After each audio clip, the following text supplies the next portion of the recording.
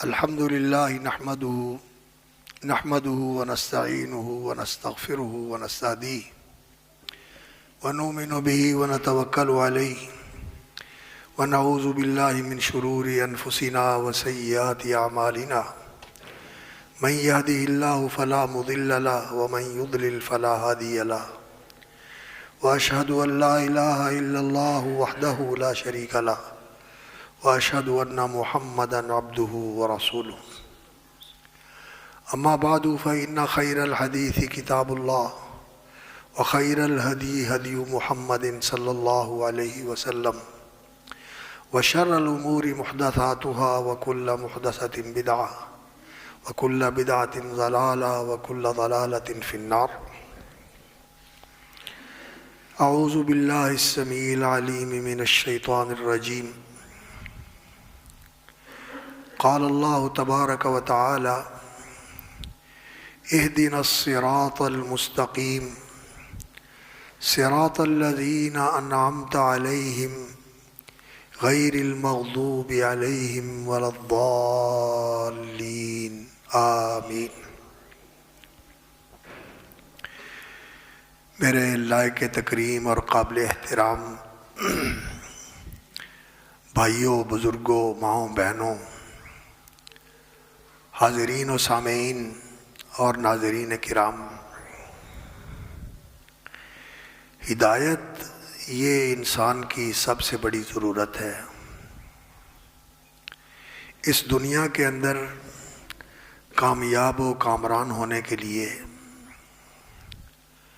اور آخرت میں نجات یافتہ اور اللہ رب العزت کی رحمت و عنایت کا گھر جنت، اس کا وارث بننے کے لیے،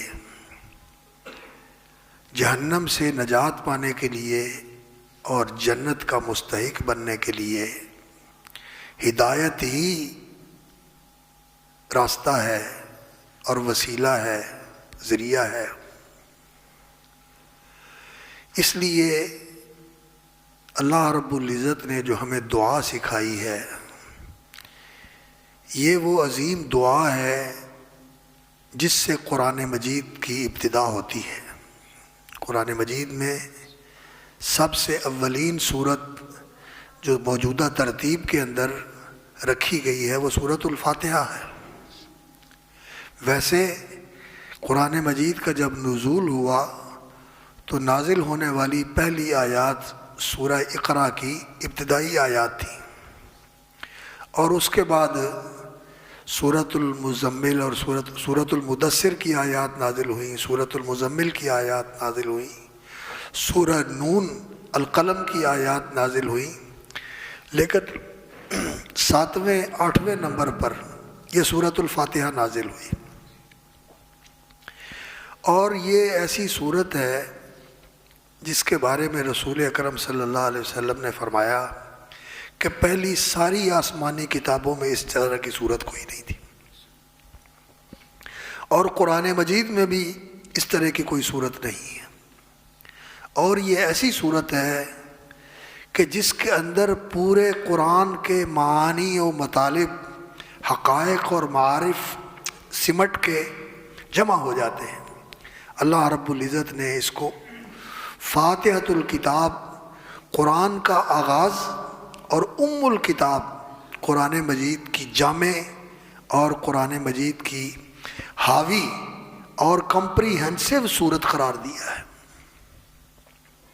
اسی لیے اس صورت کے پڑھنے کا اللہ رب العزت نے ہمیں حکم دیا ہے، اور نبی صلی اللہ علیہ وسلم نے اس کی وضاحت فرمائی ہے.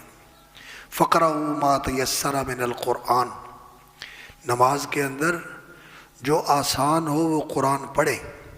تو نبی صلی اللہ علیہ وسلم نے احادیث کے اندر اس کی وضاحت فرمائی، اور آپ صلی اللہ علیہ وسلم نے فرمایا کہ سورۃ الفاتحہ پڑھو، اور یہ فرمایا کہ سورۃ الفاتحہ کے بغیر نماز نہیں ہوتی. جسے سورہ فاتحہ آتی ہو یا وہ جان سکتا ہو سیکھ سکتا ہو اسے سورہ فاتحہ سیکھنی چاہیے اور سورہ فاتحہ نماز میں پڑھنی چاہیے، بلکہ نماز کی ہر رکعت میں پڑھنی چاہیے، نماز کی ہر رکعت میں پڑھنی چاہیے، اور ہر نمازی کو پڑھنی چاہیے۔ اکیلا نماز پڑھنے والا ہو تو نماز کی ہر رکعت میں یہ سورت پڑھے، اگر امام ہو تو پھر بھی ہر رکعت میں یہ سورت پڑھے، اور اگر مقتدی ہے تو اس کو بھی امام کے پیچھے ہر رکعت میں سورت پڑھنی چاہیے، سورۃ الفاتحہ، کیونکہ رسول اکرم صلی اللہ علیہ وسلم کا یہ فرمان ہے کہ لا صلاۃ لمن لم یقرأ بفاتحۃ الکتاب، جو سورہ فاتحہ نہیں پڑھتا اس کی نماز نہیں ہوتی، نامکمل ہوتی ہے۔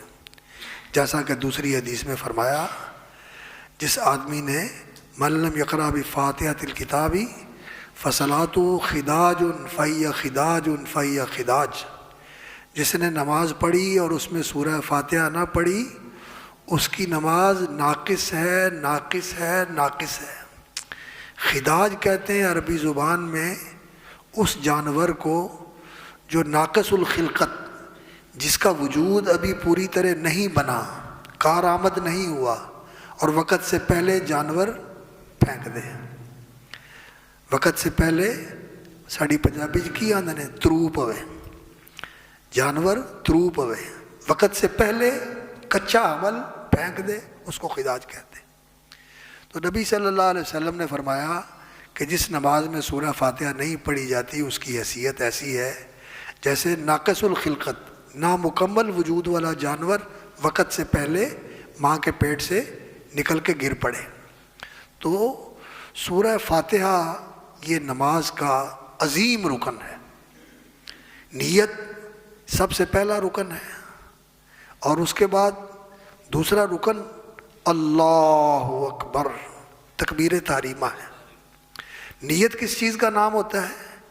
دل کے ارادے کا نام ہوتا ہے، کہ آپ کے دل میں ارادہ ہو کہ میں نماز پڑھنے لگا ہوں، اور یہ پہچان ہو کہ کون سی نماز پڑھنے لگا ہوں، نفل پڑھنے لگا ہوں، فرض پڑھنے لگا ہوں، اور فرض کون سے پڑھنے لگا ہوں؟ ظہر کے فرض پڑھنے لگا ہوں، عصر کے فرض پڑھنے لگا ہوں، یا مغرب کے فرض پڑھنے لگا ہوں، یا عشاء کے یا فجر کے۔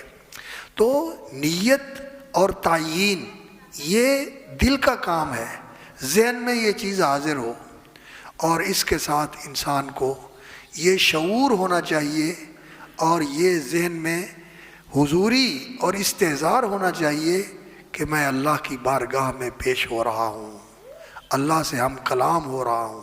نیت اس کا نام ہے۔ زبان سے الفاظ ادا کرنا یہ رسول اکرم صلی اللہ علیہ وسلم کا سکھایا ہوا عمل نہیں ہے، اور نہ ہی صحابہ کرام ایسا کرتے تھے۔ اس لیے نیت یہ دل کا عمل ہے اور دماغ کا استحضار اور شعور ہے، ادراک ہے، اس کو نیت کہا جاتا ہے۔ تو جس طرح نیت کرنا نماز کا رکن ہے، اس کے بغیر نماز نہیں ہوتی، اسی طرح اللہ اکبر کہہ کر نماز میں داخل ہونا، تکبیر تحریمہ، یہ بھی نماز کا رکن ہے۔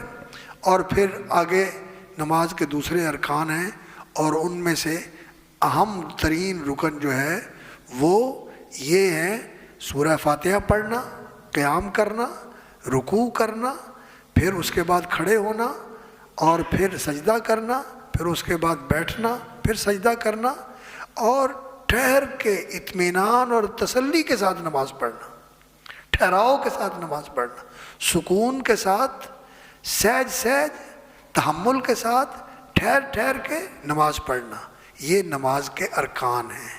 اس کو نماز کے ارکان کہا جاتا ہے۔ ان کے ساتھ نماز کا سٹرکچر بنتا ہے، نماز کا ڈھانچہ بنتا ہے۔ تو اگر ان میں کسی میں خلل آ جائے تو پھر وہ نماز ناقص ہوتی ہے، وہ نماز ناقص ہوتی ہے۔ تو سورۃ الفاتحہ جو ہے یہ نماز کا رکن ہے، اور ہم اللہ رب العزت سے ہر رکعت کے اندر یہ دعا کرتے ہیں، اہدنا الصراط المستقیم۔ تو ہمیں معلوم ہونا چاہیے اور ہمیں اس کو سمجھنا چاہیے کہ ہم اللہ رب العزت سے یہ دعا کر کے کیا مانگتے ہیں۔ انسان جب دعا کرے تو اسے پتہ ہونا چاہیے کہ میں کیا مانگتا ہوں اللہ رب العزت سے۔ پنجابی میں ہم دعا کرتے ہیں، میرے مالک میرے پہ رحم فرما، یا اللہ میرے گناہ بخش دے، یا اللہ میری مشکلیں آسان کر دے، یا اللہ میری پریشانیاں دور کر دے، یا اللہ مجھے صحت و سلامتی عطا فرما، تندرستی اور عافیت عطا فرما، یا اللہ میرے دنیا کے کام سنوار دے، میرے دین کے کام سنوار دے، میری آخرت کے کام سنوار دے۔ انسان دعا کرتا ہے، انسان کو پتہ ہے کہ میں کیا کر رہا ہوں۔ تو عربی کے الفاظ، جو الفاظ انسان زبان سے ادا کرتا ہے، تو اس کا بھی اس کو معلوم ہونا چاہیے کہ میں کیا مانگ رہا ہوں اللہ رب العزت سے۔ کیونکہ رسول اکرم صلی اللہ علیہ وسلم نے فرمایا ہے کہ ان العبد اذا صلی، جب انسان نماز پڑھتا ہے، فانما یناجی ربہ، تو وہ اپنے رب سے ہم کلام ہو کر راز نیاز کی بات کرتا ہے۔ ان العبد اذا صلی، بندہ جب نماز پڑھتا ہے تو انما یناجی ربہ، وہ اپنے رب سے مناجات کرتا ہے۔ مناجات کیا ہوتی ہے؟ صرف دو، ایک آپ اور ایک آپ کا مخاطب آمنے سامنے ہوں اور راز نیاز کی خصوصی بات کر رہے ہوں جو تیسرا نہیں سنتا۔ اللہ تو سنتا ہے، اللہ کے فرشتے بھی سنتے ہیں، یہ بھی سنتے ہیں، اور اللہ بھی سنتا ہے۔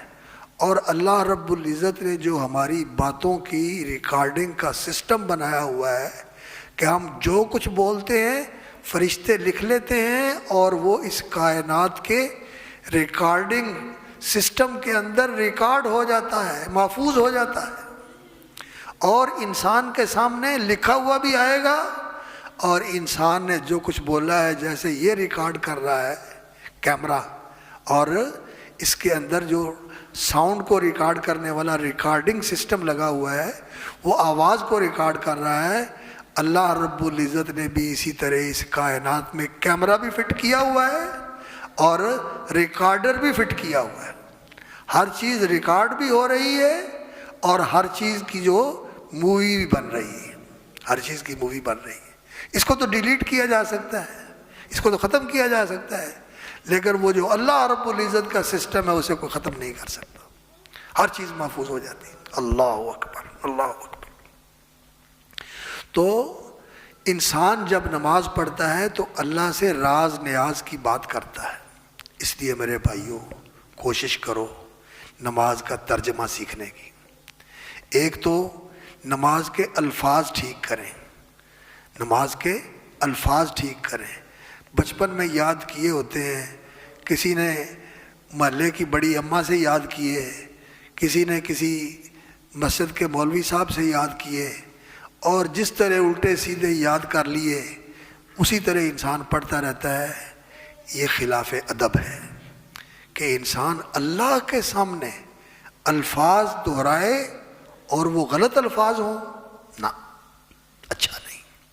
الفاظ کو صحیح کریں، الفاظ کو صحیح کریں۔ سبحانک اللہ، اللہ اکبر، اللہ اکبر۔ ہمارے منہ پہ کیا چڑھا ہوتا ہے؟ اللہ وکبر، ہم وکبر کہتے ہیں، اکبر نہیں کہتے، غلط ہے، اللہ اکبر۔ اور پھر سبحانک اللہم وبحمدک وتبارک اسمک وتعالی جدک ولا الہ غیرک۔ الفاظ کو صحیح کرنا چاہیے۔ کوئی وبحمدی کی بجائے وبحمدی کا کہہ دیتا ہے، وتبارک اسمک کا کہہ دیتا ہے، اور قسموں کا بھی نہیں کہتا، قسموں کا کہہ دیتا ہے۔ تو یہ الفاظ صحیح کرنا ضروری ہے، ایک بات۔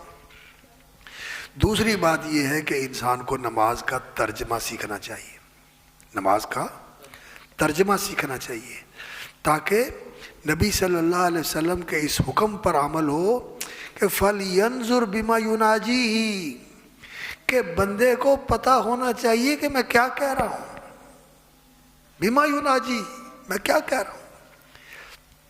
تو نماز کا ترجمہ سیکھ کر نماز پڑھنی چاہیے۔ تو اہدنا الصراط المستقیم جب ہم کہتے ہیں تو ہمیں معلوم ہونا چاہیے کہ ہم کیا کہتے ہیں۔ اللہ رب العزت نے قرآن مجید کے اندر صراط مستقیم کی وضاحت فرمائی۔ اب ہم اللہ سے مانگتے تو ہیں کہ یا اللہ صراط مستقیم دکھا دے، اور صراط مستقیم پہ چلا دے، اور صراط مستقیم پہ قائم رکھ، اور صراط مستقیم پہ چلتے ہوئے ہی موت آئے اور اسی راستے پہ چلتے ہوئے اپنی بارگاہ میں پیشی کی سعادت نصیب فرما۔ تیرے حضور حاضری ہو تو صراط مستقیم پر چلنے والے لوگوں کی جماعت میں شامل ہوں۔ تو صراط مستقیم اللہ رب العزت نے قرآن مجید میں واضح فرمائی ہے۔ سب سے پہلی چیز جو اللہ رب العزت نے صراط مستقیم کے اندر بیان فرمائی ہے وہ یہ ہے کہ ان اللہ ربی و ربکم فاعبدوہ ھذا صراط مستقیم۔ عیسیٰ علیہ السلام سورہ آل عمران کے اندر بھی اللہ رب العزت نے ان کا قول ذکر فرمایا، اور سورہ زخرف کے اندر بھی ان کا قول ذکر فرمایا کہ انہوں نے اپنی قوم سے کہا ان اللہ ربی و ربکم، بے شک اللہ میرا اور تمہارا پروردگار ہے، مالک ہے۔ رب کس کو کہتے ہیں؟ مالک کو۔ رب کہتے ہیں پالن ہار کو، پروردگار کو۔ رب کہتے ہیں آقا اور سردار کو۔ تو یہ ساری چیزیں اللہ کی ذات میں جمع ہیں۔ پیدا کرنے والا بھی وہی ہے، پالنے والا بھی وہی ہے، اور بادشاہ بھی وہی ہے۔ سرداری ساری اس کے لیے ہے، وہ سردار ہے ساری کائنات کا، ساری سرداریاں اس کی ذات میں جمع ہیں۔ تو ان اللہ ربی و ربکم فاعبدوہ، اس کی عبادت کرو۔ عبادت کیا ہوتی ہے؟ عبادت یہ ہوتی ہے کہ انسان اللہ رب العزت کی محبت سے سرشار ہو کر اور سب سے زیادہ اپنے دل میں اللہ کی محبت کے جذبات لے کر اللہ کے سامنے انتہا درجے کی عاجزی، نیاز مندی، تذلل اور خضوع اختیار کرے، جھک جائے اللہ کے سامنے، بچھ جائے اللہ کے سامنے، اللہ کے سامنے اپنا ماتھا رکھ دے، اپنی ناک رگڑ لے۔ یہ جب کسی کو دبانا مقصود ہوتا ہے تو کیا کہتے ہیں؟ نک نال نکیراں کڈ، یعنی من کہ میں غلط کیتا تے ہن نہیں کراں گا۔ تو یہ جڑی گل ہے نا کہ انسان ماتھا اللہ کے سامنے رکھ دیتا ہے، جو سب سے اونچا مقام ہوتا ہے کہ اللہ میں نے اپنا سر نہوڑا دیا، اپنی جبین تیری بارگاہ میں رکھ دی، اور میں اپنی ناک رگڑ رہا ہوں تیرے سامنے۔ اللہ تو میرا مالک، میں تیرا بندہ۔ اللہ تو میرا آقا اور میں تیرا غلام۔ اللہ تو میرا خالق، میں تیری مخلوق۔ اللہ تیرے سارے انعامات تے میں سارا کچھ تیرا دتا ہوا ہی کھانا وا تے ورتنا وا تے سارا کچھ جو کچھ میرے پاس ہے یہ تیری عطا ہے، تیری دین ہے، تیری نوازش ہے، تیرا فضل ہے، تیرا کرم۔ یہ احساس انسان کے دل میں ہو، اور پھر عبادت کے اندر جو سب سے اونچی چیز ہے وہ دو چیزیں ہیں، ایک نماز اور دوسرا دعا۔ عبادت کے اندر دو سب سے اونچی عبادتیں ہیں، ایک نماز اور دوسرا دعا۔ اور نماز دعا ہی ہے، نماز ساری نماز دعا ہے۔ عربی زبان میں صلاۃ دعا کو کہتے ہیں، اور ہمیں جو کہا گیا ہے یقیمون الصلاۃ اقیموا الصلاۃ، اقیم الصلاۃ، نماز قائم کرو، تو اللہ رب العزت نے فرمایا ہے کہ ایک خاص طریقے پر وضو کر کے، قبلہ رو ہو کر، صاف ستھرا پاکیزہ لباس پہن کر، صاف ستھری جگہ پہ کھڑے ہو کر، قبلے کی طرف رخ کر کے، اور اللہ رب العزت کے سامنے متوجہ ہو کر خضوع اور عاجزی کے ساتھ اللہ اکبر کہہ کے دست بستہ کھڑے ہونا ہے غلاموں کی طرح ہاتھ باندھ کر، حاضر باش غلام کی طرح، اور پھر اس کے سامنے اپنی کمر جھکا دینی ہے نیاز مندی کے طور پر کہ مولا میں تیرے سامنے جھک گیا اور تیرے ہر حکم کو اپنے پشت پہ اور اپنی کمر پہ اٹھانے کے لیے میں جھکا ہوا ہوں، جو چاہے میری کمر پہ رکھ دے میں اس کو اٹھانے کے لیے تیار ہوں۔ اور پھر انسان یہ کوشش کرتا ہے کہ اور زیادہ اللہ رب العزت کے سامنے اپنی بندگی اور عاجزی کا اظہار کرے، تو انسان اپنا سر اللہ کے سامنے زمین پہ رکھ دیتا ہے، اپنا ماتھا زمین پہ رکھ دیتا ہے، اپنی ناک زمین پہ لگا دیتا ہے۔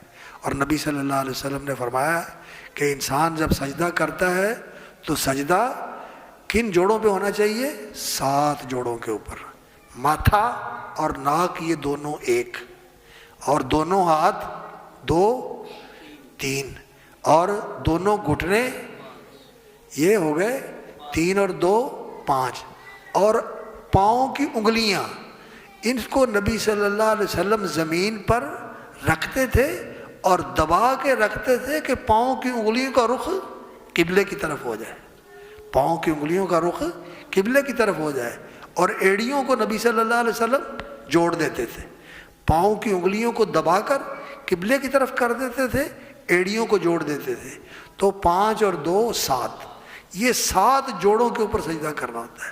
کئی لوگ ہوتے ہیں وہ جب سجدہ کرتے ہیں تو پاؤں اٹھا لیتے ہیں، نہیں سجدہ نہیں ہوگا۔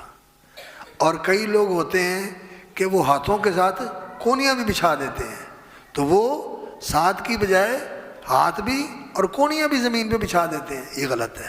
کونیاں نہیں بچھانی، کونیاں اٹھا کے رکھنی ہے، ہاتھ لگانے ہیں، اور پاؤں کی انگلیاں زمین کے ساتھ لگا کے رکھنی ہے، بلکہ ان کو کوشش کر کے دورہ کر کے قبلے کی طرف کر دینا ہے اور ایڑیوں کو ملا دینا ہے۔ تو یہ نماز اور اس کے اندر دعا، سب سے بہترین موقع دعا کا کب ہوتا ہے؟ نماز۔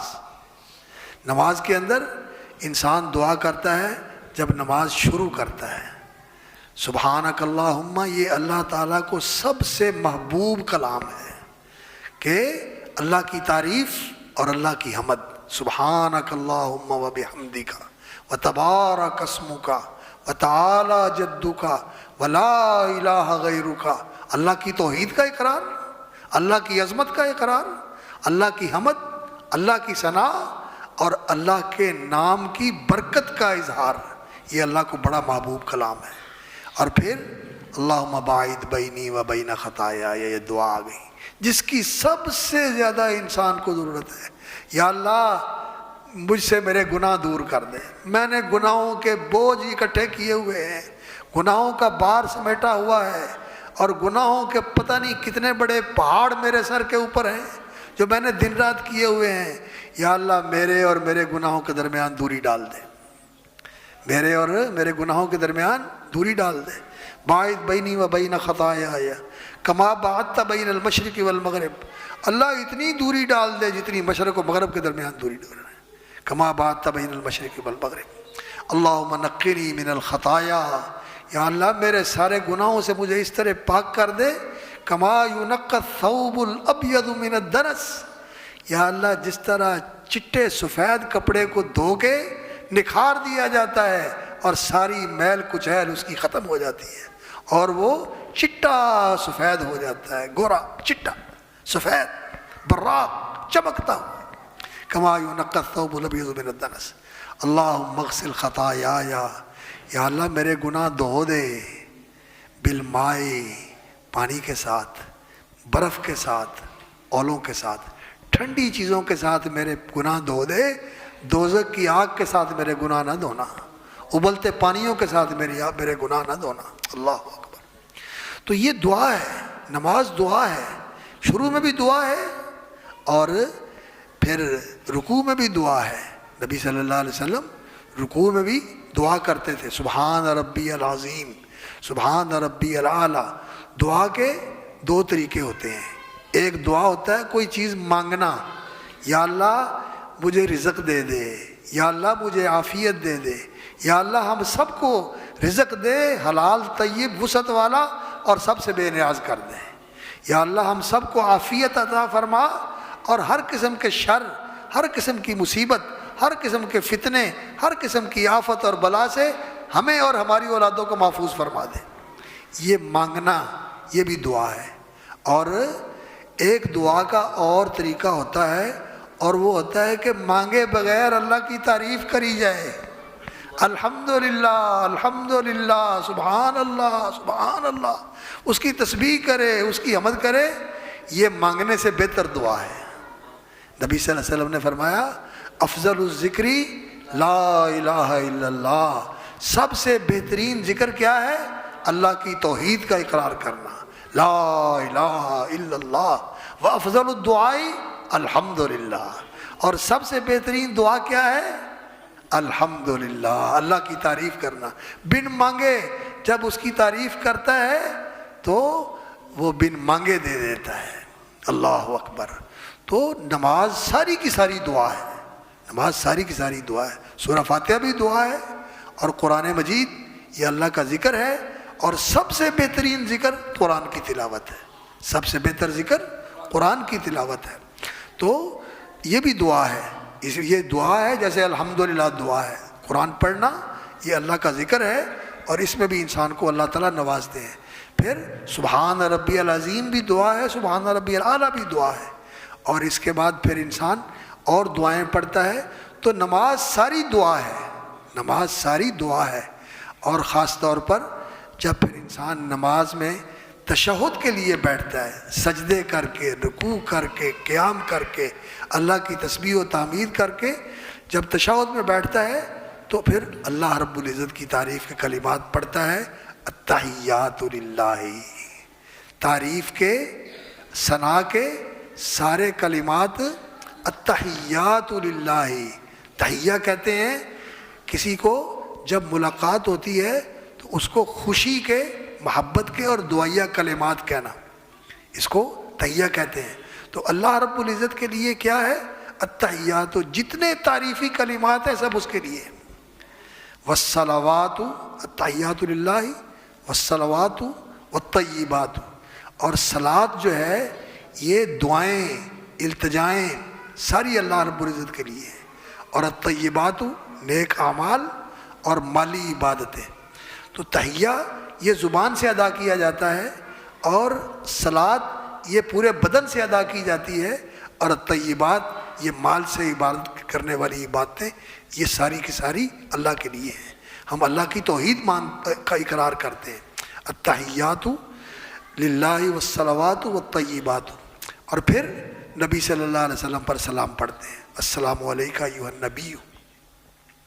اور یہ بات یاد رکھیں کہ اللہ سے مانگنے کا یہی طریقہ ہے کہ جب اللہ سے مانگا جائے پہلے اللہ کی تعریف کی جائے، الحمدللہ رب العالمین، سبحان اللہ و بحمدہ سبحان اللہ العظیم، لا الہ الا اللہ وحدہ لا شریک لہ لہ الملک و لہ الحمد وہو علی کل شیء قدیر، اور پھر نبی صلی اللہ علیہ وسلم پر صلاۃ و سلام پڑھا جائے، آپ پر درود پڑھا جائے اور آپ پر سلام پڑھا جائے۔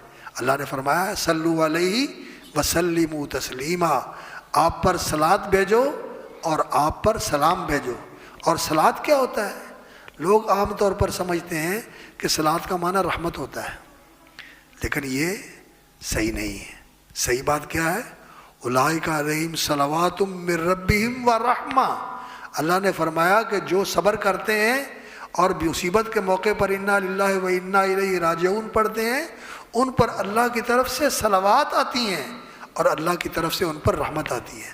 تو صلات کہتے ہیں اصل میں اللہ رب العزت کا تعریف کرنا۔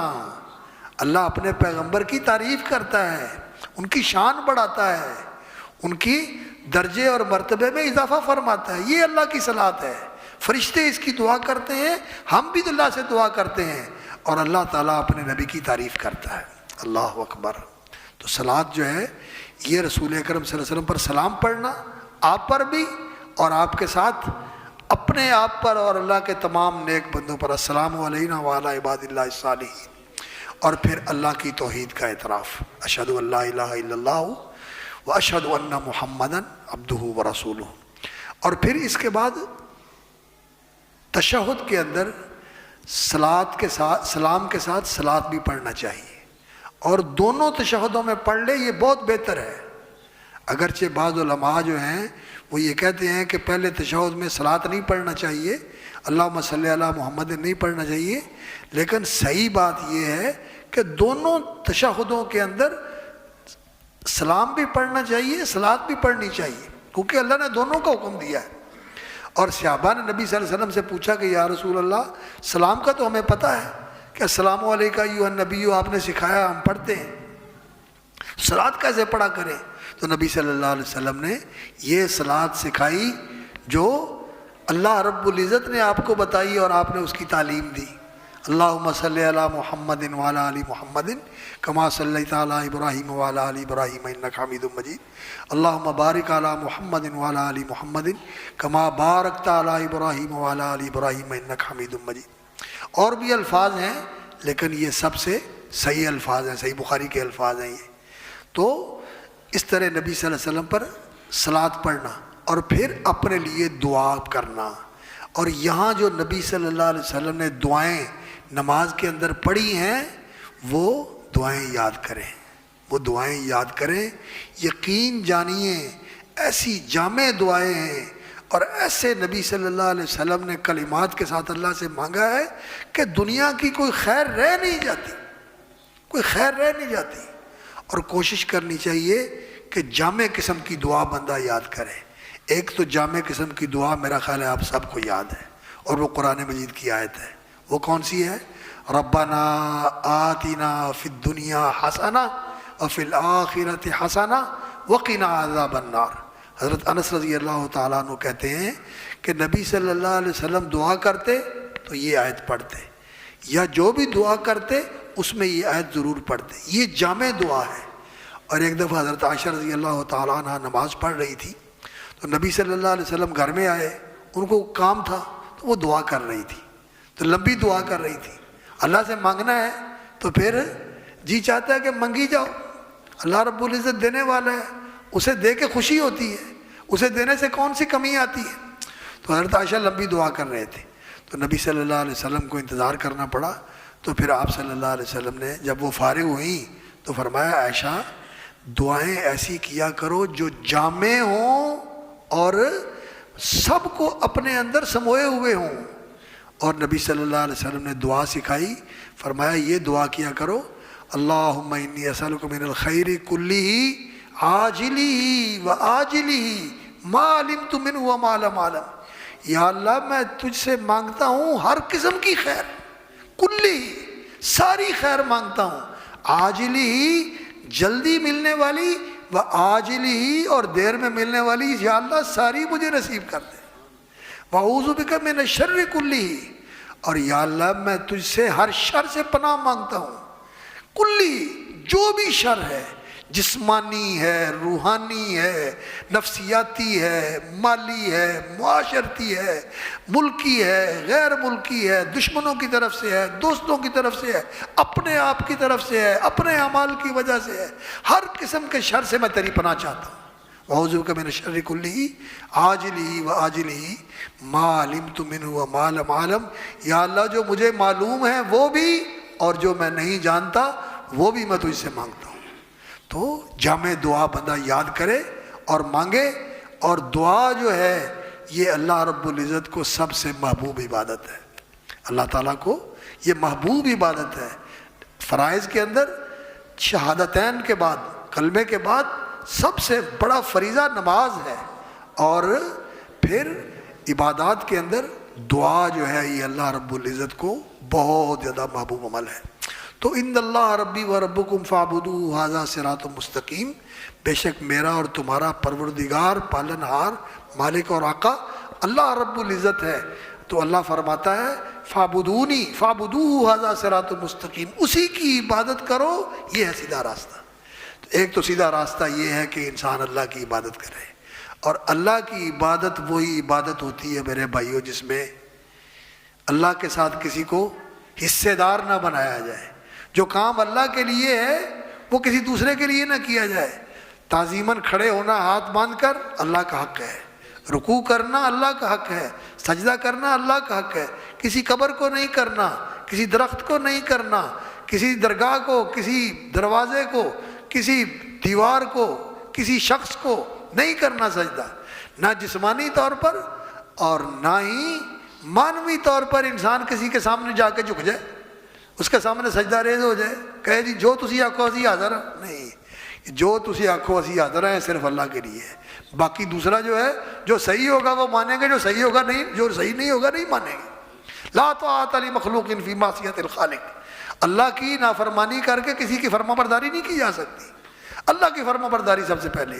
وہ جو کہے ہم حاضر، رضیت باللہ ربا، میں اللہ کے رب ہونے پر راضی، جو اس کا حکم ہے میں دل و جان سے اسے قبول کرتا ہوں، سر آنکھوں پہ اسے تسلیم کرتا ہوں، اسے پورا کرنے کے لیے اور اسے بجا لانے کے لیے میں ہر وقت تیار، لبیک اللہم لبیک، اللہ میں حاضر، اللہ میں حاضر تیری فرما برداری کے لیے، تیری غلامی کے لیے، تیرے حکم کی بجاوری کے لیے، یا اللہ میں ہر وقت تیار ہوں۔ تو یہ اللہ کا حق ہے۔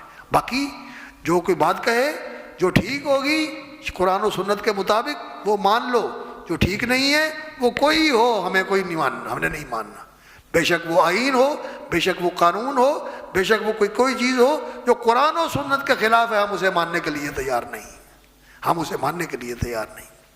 تو یہ عبادت جو ہے غلامی، یہ اللہ رب العزت کی عبادت، یہ سب سے بڑی چیز ہے۔ اور عبادت کے اندر دو چیزیں ہیں، ایک دعا اور ایک نماز۔ دوسری چیز جو ہے وہ یہ ہے صراط مستقیم کے اندر کہ انسان اللہ رب العزت کے اوپر ایمان اور یقین رکھے، اللہ پر یقین رکھے، بھروسہ رکھے، اعتماد رکھے، اور یہ عبادت ہی کا تقاضا ہے۔ فاعبدہ وتوکل علیہ، اللہ کی عبادت کرو اور اللہ پر بھروسہ کرو۔ وعلی اللہ فتوکلوا ان کنتم مؤمنین، اگر تم ایمان رکھنے والے ہو تو اللہ کے اوپر بھروسہ کرو۔ توکل کا معنی کیا ہوتا ہے؟ توکل کا معنی یہ ہوتا ہے کہ جو اسباب کی دنیا میں اللہ رب العزت نے اسباب بنائے ہوئے ہیں، ان اسباب کو انسان اختیار کرے اللہ کا حکم سمجھ کر، لیکن سمجھے کہ نتیجہ اللہ کے فضل سے حاصل ہونا ہے۔ جیسے آپ زمین تیار کرتے ہیں، ہل چلاتے ہیں، پانی لگا کر زمین جو ہے وہ ہموار کر کے جب وتر پہ آتی ہے بیج ڈالتے ہیں اس میں اور پھر اس کی دیکھ بھال کرتے ہیں، لیکن فصل جو ہے حاصل ہو اور گھر میں آمدن ہو جائے، یہ اللہ رب العزت کے فضل سے ہے۔ اللہ کرے گا تو ہوگا، وگرنہ محنتیں ضائع چلی جاتی ہیں۔ تو توکل یہ ہے کہ اللہ کو کارساز سمجھے، اللہ کو کارساز، فاتخذوا وکیلا، اپنا کارساز اس کو بنا لو۔ توکل علی اللہ، انی توکلت علی اللہ، میرا بھروسہ اللہ کے اوپر ہے۔ اور جس وقت اللہ کے اوپر بھروسہ ہوتا ہے تو پھر انسان کسی کی پرواہ نہیں کرتا۔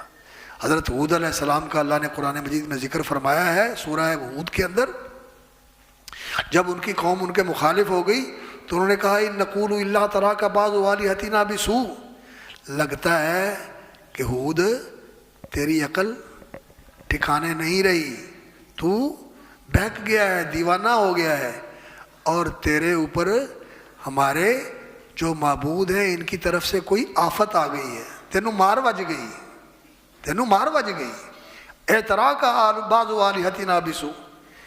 اللہ اکبر۔ نوح علیہ السلام نے کہا میں بری اور بیزار ہوں، لا تعلق اور بالکل دور ہوں، بری ہوں ان سے جن کو تم نے اللہ کا شریک بنایا ہوا ہے۔ انی توکلت علی اللہ ربی و ربکم، میرا بھروسہ میرے اللہ کے اوپر ہے جو میرا اور تمہارا پروردگار ہے۔ انی توکلت علی اللہ ربی و ربکم ما من دابۃ الا واخذ بناصیتھا، دنیا کے اوپر، دنیا کے اندر، زمین کے اوپر چلنے والی جو بھی چیز ہے اس کا کنٹرول کس کے ہاتھ میں ہے؟ اللہ کے ہاتھ میں۔ بچھوؤں اور سانپوں کا کنٹرول بھی اللہ کے ہاتھ میں۔ اگر انسان اللہ کی اوپر صحیح توکل کرنے والا ہو اور یہ دعا پڑھ لے، بسم اللہ الذی لا یضر مع اسمہ شیء فی الارض ولا فی السماء وهو السمیع العلیم، 3 دفعہ صبح اور 3 دفعہ شام، اور اعوذ بکلمات اللہ التامات من شر ما خلق، یہ دعا پڑھ لے 3 دفعہ صبح 3 دفعہ شام، تو نبی صلی اللہ علیہ وسلم نے فرمایا اسے کوئی چیز نقصان نہیں پہنچا سکتی۔ بچھوؤں سے انسان محفوظ ہو جاتا ہے، سانپوں سے انسان محفوظ ہو جاتا ہے، آفتوں اور ناگہانی بیماریوں سے انسان محفوظ ہو جاتا ہے۔ اللہ کے اوپر بھروسہ رکھے اور اللہ کے اوپر یقین رکھے کہ کام ہونے ہیں اس کے فضل سے ہونے ہیں، یقین کہ سب کچھ اللہ کے ہاتھ میں ہے، وہی سب کچھ ہونا ہے۔ تو صراط مستقیم کے اندر دوسری چیز یہ آتی ہے عبادت اور دعا کے ساتھ اللہ پر توکل اور اللہ پر یقین۔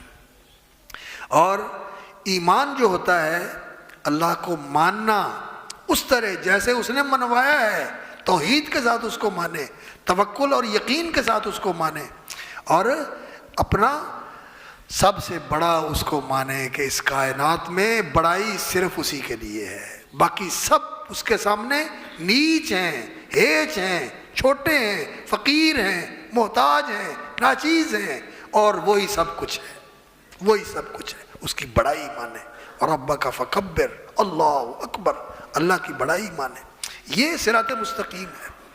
اور اللہ اکبر، اس کے ساتھ صراط مستقیم میں یہ چیز بھی آتی ہے میرے بھائیوں کہ قرآن مجید میں اللہ رب العزت کی ایک فرمان ہے، ایک آیت ہے جس میں اللہ رب العزت نے پورا دین سمیٹ دیا ہے۔ میں اس کا ترجمہ کر کے بات ختم کرتا ہوں بس۔ ان اللہ یامر بالعدل والاحسان، اللہ رب العزت حکم دیتے ہیں بالعدل، لوگوں انصاف کرنے والے بنو، اپنوں کے ساتھ بھی انصاف کرو اور بیگانوں کے ساتھ بھی انصاف کرو، دوستوں کے ساتھ بھی انصاف کرو، دشمنوں کے ساتھ بھی انصاف کرو۔ اللہ نے ہمیں انصاف کا حکم دیا ہے۔ آج دنیا ظلم سے بری پڑی ہے، اور صراط مستقیم کیا ہے؟ کونوا قوامین بالقسط شہداء للہ ولو علی انفسکم، اپنے خلاف بات پڑتی ہو پھر بھی عدل کی بات کرو، اور اپنے کسی پیارے کے خلاف پڑتی ہو پھر بھی عدل کی بات کرو، دشمن کا فائدہ ہوتا ہو پھر بھی عدل کی بات کرو۔ ان اللہ یامر بالعدل، یہ صراط مستقیم ہے۔ دنیا کے اندر عدل اور انصاف کی بالادستی ہونی چاہیے، والاحسان، اور لوگوں کے ساتھ احسان والا معاملہ کرو۔ احسان کس کے ساتھ ہوتا ہے؟ ہم عام طور پر یہ سمجھتے ہیں کہ جی نو جی ہے جی، تسی بسم اللہ تے سات بسم اللہ، جی تواڈے والوں بسم اللہ ساڈے والوں 7 واری بسم اللہ۔ لیکن رسول اکرم صلی اللہ علیہ وسلم نے جو ہمیں تعلیم دی ہے وہ بڑی اونچی تعلیم ہے۔ آپ صلی اللہ علیہ وسلم نے کیا فرمایا ہے؟ آپ نے فرمایا ہے اللہ اکبر کہ احسن الی من اساء الیک، جس نے تیرے ساتھ برا کیا ہے تو اس کے ساتھ برا نہ کر، تو اس کے ساتھ احسان کر، تو اس کے ساتھ احسان کر۔ اور یہ لگتا تو بڑا مشکل ہے، بندہ کہتا ہے یار انہیں میرے انج کیتا تے میں یہ نال ایویں کراں، یہ کیویں ہو سکتا ہے؟ من نہیں مندا، ہو نہیں سکتا، کیویں کراں، اوکھا بڑا ہے۔ لیکن اللہ رب العزت نے اس کے اندر تاثیر ایسی رکھی ہوئی ہے۔ اللہ رب العزت نے قرآن مجید میں فرمایا ادفع باللتی احسن، اگر کسی نے کوئی غلط کام کیا ہے، آپ کو تکلیف پہنچائی ہے، آپ کا نقصان کیا ہے، تو اس کے ساتھ احسان والا معاملہ کر۔ ادفع باللتی احسن فَإِذَا الَّذِي بَيْنَكَ وَبَيْنَهُ عَدَاوَةٌ كَأَنَّهُ وَلِيٌّ حَمِيمٌ، اگر تو احسان کے ساتھ اس کا جواب دے گا اس کی برائی کا، تو اللہ تعالیٰ دشمن کو دوست اور وفادار مخلص ساتھی بنا دے گا۔ فَإِذَا الَّذِي بَيْنَكَ وَبَيْنَهُ عَدَاوَةٌ كَأَنَّهُ وَلِيٌّ حَمِيمٌ، مخلص دوست بنا دے گا اللہ رب العزت اس کو۔ تو احسان یہ ہے کہ انسان، ویسے تو انسان کو پہلے ہی احسان کرنا چاہیے، اور اگر کسی نے برا کیا ہے تو پھر بھی اس کے مقابلے میں احسان کرے، تو یہ بہت اونچی بات ہے۔ ان اللہ یامر بالعدل والاحسان وایتاء ذی القربی، اور صراط مستقیم یہ ہے کہ انسان رشتہ داروں کو دے۔ اللہ نے آپ کو آپ کی ضرورت سے زیادہ دیا ہوا ہے۔ میری ضرورت 50,000 روپیہ مہینہ ہے، لیکن میری آمدن 1.5 لاکھ مہینہ ہے، تو اللہ نے جو میرے رشتہ دار ہیں ان کا اس میں حق رکھا ہوا ہے۔ آت ذی القربی حقہ، جو رشتہ دار ہے اس کا حق ادا کرو، اس کا حق ہے اس میں۔ اس لیے اپنے خاندان کے اندر ننیالی رشتہ دار، ددیالی رشتہ دار، سسرالی رشتہ دار، ان سب کے ساتھ احسان کرنا چاہیے، ان کی کمزور کی، ضرورت مند کی مدد کرنی چاہیے، اور جب کسی پر کوئی گھڑی مشکل کی تنگی کی آ جائے اس کو سپورٹ کرنا چاہیے، اس کے ساتھ کھڑے ہونا چاہیے۔ یامر بالعدل والاحسان وایتاء ذی القربی وینہی عن الفحشاء۔ اور پھر دیکھیں کہ کسی کے رشتہ دار کے ساتھ احسان کرنے کے 2 ثواب ہوتے ہیں، ایک صدقہ کرنے کا اور ایک صلہ رحمی کا۔ صلہ رحمی کا رشتہ جوڑا اور صدقہ کیا، ڈبل ثواب ہوتا ہے۔ اور نبی صلی اللہ علیہ وسلم نے فرمایا جو یہ چاہتا ہے من حب ان یبارک لہ فی رزقہ وینسیٰ لہ فی اجلہ، جو یہ چاہتا ہے کہ اس کے رزق میں اللہ برکت دے دے، خیراں ہی ہو جان، اسی کہنا ستے ہی خیراں ہی خیراں ہو جان، اللہ رب العزت خیر سے نواز دے۔ ان یبارک لہ فی رزقہ وینسیٰ لہ فی اجلہ، اور اللہ رب العزت زندگی میں برکت دے دے، زندگی میں مہلت دے دے، عمر ودا دے، انہوں کی کرنا چاہیے؟ فَلْيَصِلْ رَحِمَا، رشتہ ملائے، رشتہ جوڑے، رشتے کے ساتھ اچھا احسان کرے، رشتہ داروں کے ساتھ اچھا احسان کرے۔ ایک صحابی آیا کہنے لگا یا رسول اللہ میں تو اپنے رشتہ داروں کے ساتھ اچھا سلوک کرتا ہوں، لیکن وہ میرے ساتھ اچھا سلوک نہیں کرتے ہیں، وہ میرے نال کرودھ رکھتے ہیں، میرے ساتھ بغض رکھتے ہیں، کرودھ رکھتے ہیں، بغض رکھتے ہیں، عداوت رکھتے ہیں، کینہ رکھتے ہیں۔ تو فرمایا تو ان کے ساتھ یہ کرتا رہے، یہ تو پھر تیرا احسان ایسا ہے کہ انما تصفہم الملہ، میں تو انہوں نے سر سوا پاؤنڈے ہیں، تو تے شان والا ہے، انہوں نے سر سوا پہندی پئی تو احسان کرنا پہ، تو احسان کرنا پہ، تو بڑا پریشان نہیں ہونا چاہیے۔ اور ایسے موقع پر انسان اگر اللہ کی رضا کے لیے ایسے رشتہ دار کے ساتھ احسان کرتا ہے جو برا کرتا ہو تو یقین جانیے اس کا بڑا ہی فائدہ ہوتا ہے، خود انسان کو فائدہ ہوتا ہے، عمر میں برکت ہوتی ہے، کاموں میں آسانیاں ہوتی ہیں، رزق میں برکت ہوتی ہے، اللہ اولاد کو کامیابیاں عطا فرماتا ہے، اور انسان بہت ساری آفتوں مصیبتوں سے محفوظ رہتا ہے، بڑی بڑی آفتوں مصیبتوں سے محفوظ رہتا ہے۔ وَيَنْهَىٰ عَنِ الْفَحْشَاءِ وَالْمُنكَرِ وَالْبَغْيِ، اور اللہ رب یہ چیزیں اللہ نے 3 چیزوں کا حکم دیا، عدل کا، احسان کا اور رشتہ داروں کو دینے کا، اور 3 چیزوں سے اللہ رب العزت نے منع فرمایا۔ وَيَنْهَىٰ عَنِ الْفَحْشَاءِ وَالْمُنكَرِ وَالْبَغْيِ، بے حیائی کے کام نہیں کرنے۔ بے حیائی کیا ہوتی ہے کہ برا کلمہ منہ سے کرنا یا بری بات کہنا یا برا کام کرنا، یہ ساری زبانی بے حیائی، گندی بات کرنا، عملی بے حیائی کا کام کرنا، آپ سمجھتے ہیں اس کو، بدکاری کرنا، وہ ہم جنس پرستی ہو یا وہ کسی ماں بہن کے ساتھ زیادتی ہو، یہ ساری بے حیائی کے کام جو ہیں اللہ رب العزت نے منع کیے ہیں۔ زنا کو اللہ رب العزت نے اِنَّهُ كَانَ فَاحِشَةً وَسَاءَ سَبِيلًا، یہ بے حیائی کا کام ہے، لا تقربوا الزنا اِنَّهُ كَانَ فَاحِشَةً، یہ بے حیائی کا کام ہے، بدکاری کرنا۔ اور یہ بدکاری جو ہے یہ بے حیائی آنکھوں سے بھی ہوتی ہے، کانوں سے بھی ہوتی ہے۔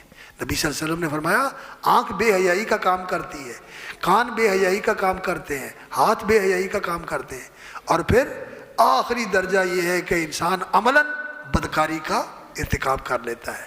اس لیے آنکھ بھی پاکیزہ رکھے، کان بھی پاکیزہ رکھے، ہاتھ بھی پاکیزہ رکھے، زبان بھی پاکیزہ رکھے انسان۔ وَيَنْهَىٰ عَنِ الْفَحْشَاءِ وَالْمُنكَرِ، اور سارے گناہوں کے کام انسان چھوڑ دے۔ یہ سب سے بڑی عبادت ہے، یہ سب سے بڑی عبادت ہے کہ انسان برائی اور بے حیائی، بدی اور برائی چھوڑ دے اور گناہ کے کام چھوڑ دے۔ والبغی، اور خاص طور پر لوگوں پر زیادتی کرنا، کسی کے مال کو ناحق غصب کرنا، چھین لینا، چرا لینا، خیانت کرنا، رشوت لینا، یہ سب زیادتیاں ہیں۔ مالی طور پر جان پر زیادتی کرنا، ایسے کسی کو مارنا، کسی کے اوپر مقدمہ کر کے اس کو پھنسا دینا، یہ زیادتیاں ہیں۔ اسی طرح کسی کو سب و شتم کرنا، گالی دینا، اس کی بے عزتی کرنا، اس پر تہمت لگانا، اس کو بدنام کرنا، یہ سب ظلم زیادتی کی چیزیں ہیں، ان سے اللہ تعالیٰ نے منع فرمایا ہے۔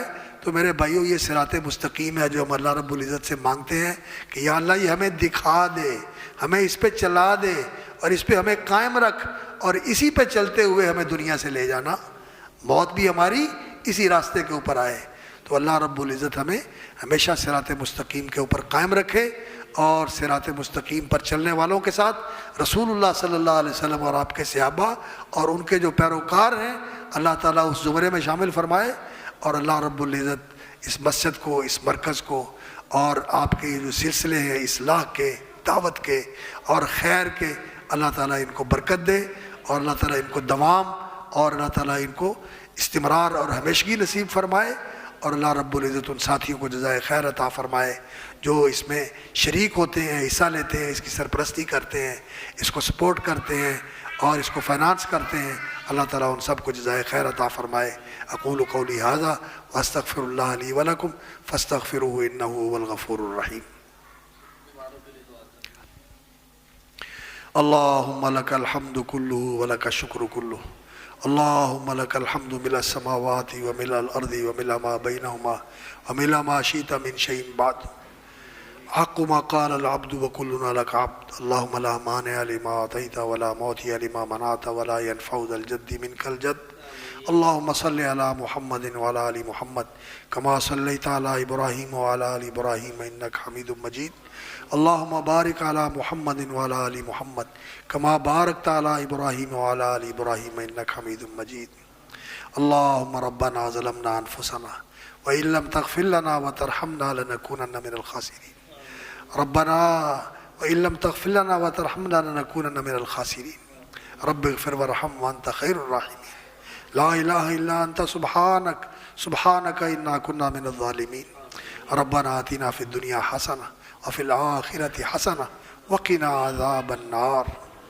اللهم إنا نسألك العفو والعافية في الدنيا والآخرة، اللهم إنا نسألك المعافاة في الدنيا والآخرة، اللهم إنا نسألك العفو والعافية في الدنيا والآخرة، اللهم إنا نسألك العفو والعافية في ديننا ودنيانا وأهلنا وأموالنا، اللهم استر عوراتنا وآمن روعاتنا، اللهم استر عوراتنا وآمن روعاتنا، وتقبل توباتنا واغسل حوباتنا وتجاوز عن سيئاتنا، اللهم اشفنا واشف مرضانا ومرضى المسلمين، اللہ ہمیں عافیت نصیب فرما، اللہ مال میں بھی عافیت دے، جان میں بھی عافیت دے، اولاد میں بھی عافیت دے، اللہ ایمان اور دین میں بھی عافیت عطا فرما، ہر شر اور فتنے سے محفوظ فرما، اللہ جو بیمار ہے گھر میں یا اسپتال میں، اللہ ان کو عافیت اور تندرستی، صحت و سلامتی عطا فرما، اللہ جو بیچارے مظلوم ہیں ان کی مدد فرما، اللہ مظلوموں کی مدد فرما، اللہ فلسطین میں جو مظلوم مسلمان بہت ظلم اور زیادتی کا شکار ہیں، اللہ ان پر رحمت فرما، ان کی مدد فرما، اللہ ان کی حفاظت فرما، اللہ ان کو کامیابی عطا فرما، اللہ ان کو نجات عطا فرما، اس ظلم اور زیادتی سے نجات عطا فرما، اللہ ظالموں کو کیفر کردار تک پہنچا، اللہ ہماری حفاظت فرما، دائیں بائیں آگے پیچھے اوپر نیچے ہر طرف سے ہماری حفاظت فرما، اللہ ہماری اولادوں کو صالح اور سعادت مند بنا، ہمارے لیے آنکھوں کی ٹھنڈک بنا، ہمارے بھی سارے کام سنوار دے، ہماری اولادوں کے بھی سارے کام سنوار دے، دین بھی سنوار دے، دنیا بھی سنوار دے اور آخرت بھی سنوار دے، اللہ ہم وہ ہر خیر مانگتے ہیں جو آپ کے علم میں ہمارے لیے بہتر ہے، اس سے ہمیں مالا مال فرما دے، ہر اس شر سے پناہ چاہتے ہیں جو آپ کے علم میں ہمارے لیے نقصان دہ ہو سکتی ہے، اللہ اسے ہمیں محفوظ فرما، اللہ ہم وہ ہر خیر مانگتے ہیں جو پیارے حبیب صلی اللہ علیہ وسلم نے مانگی، اس سے ہماری جولیاں بھر دے، ہر اس شر سے پناہ چاہتے ہیں جس سے نبی صلی اللہ علیہ وسلم نے پناہ مانگی، ہمیں اور ہماری اولادوں کو اس سے پناہ دے دے، یا اللہ ہماری دنیا بھی اچھی فرما دے، ہماری آخرت بھی اچھی فرما دے، ہمارا دین بھی اچھا فرما دے، ہمارے سارے کام اچھے فرما دے، یا اللہ ہمارے گناہ معاف فرما دے، یا اللہ ہمارے گناہ معاف فرما دے، یا اللہ ہمارے گناہ معاف فرما دے، اپنے بندوں میں شامل فرما، اہدنا الصراط المستقیم صراط الذین انعمت علیہم غیر المغضوب علیہم ولا الضالین آمین، سبحان ربک رب العزت عما یصفون وسلام علی المرسلین والحمد للہ رب العالمین، وصلی اللہ تعالی علی عبدہ ورسولہ محمد وعلی آلہ وصحبہ اجمعین، آمین یا رب العالمین برحمتک یا ارحم الراحمین۔ السلام علیکم تمام بھائیوں کا بھائی شکریہ، اللہ تعالیٰ آپ کو برکتیں دے۔ تو ہر ماہ اسی طرح انشاءاللہ پروگرام ہوتا ہے، تمام دوست ٹائم پہ آیا کریں، بھائیوں کے لیے کھانا تیار ہے باہر، تو کھانا کھا کے جائیں، شکریہ۔